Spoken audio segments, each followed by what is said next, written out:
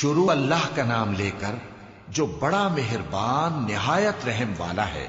میں روز قیامت کی قسم کھاتا ہوں اور نفس لوامہ کی قسم کھاتا ہوں کہ سب لوگ اٹھا کر کھڑے کیے جائیں گے۔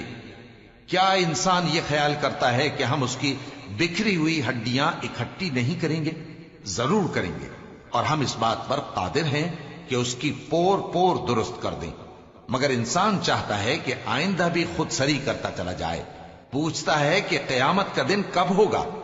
سو جب آنکھیں چندھیا جائیں اور چاند گہنا جائے اور سورج اور چاند جمع کر دیے جائیں، اس دن انسان کہے گا کہ کہاں ہے بھاگنے کی جگہ؟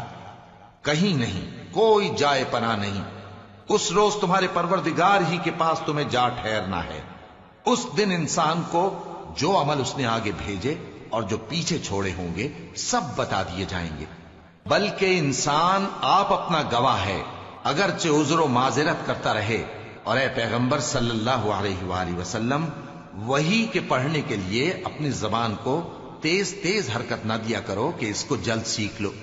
اس کا جمع کرنا اور پڑھانا ہمارے ذمے ہے۔ سو جب ہم اسے پڑھا کریں تو تم اس کو سنا کرو اور پھر اسی طرح پڑھا کرو۔ پھر اس کے معانی کا بیان بھی ہمارے ذمے ہے۔ مگر لوگو، تم دنیا کو دوست رکھتے ہو اور آخرت کو چھوڑے دیتے ہو۔ اس روز بعض چہرے رونقدار ہوں گے، اپنے پروردگار کی طرف نظر کیے ہوئے ہوں گے، اور بہت سے چہرے اس دن اداس ہوں گے، خیال کریں گے کہ ان کے ساتھ کمر توڑ معاملہ کیا جائے گا۔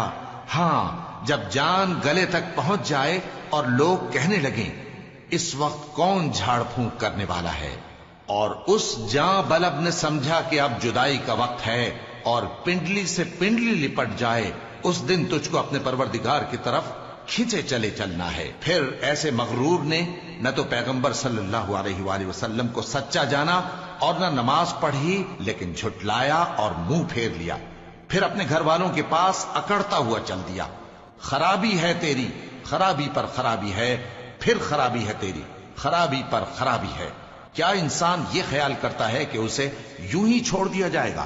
کیا وہ منی کا جو ٹپکائی جاتی ہے ایک قطرہ نہ تھا، پھر لوتھڑا ہوا، پھر اللہ نے اس کو بنایا، سو اس کے اعضاء کو درست کیا، پھر اس کی دو قسمیں بنائیں، مرد اور عورت۔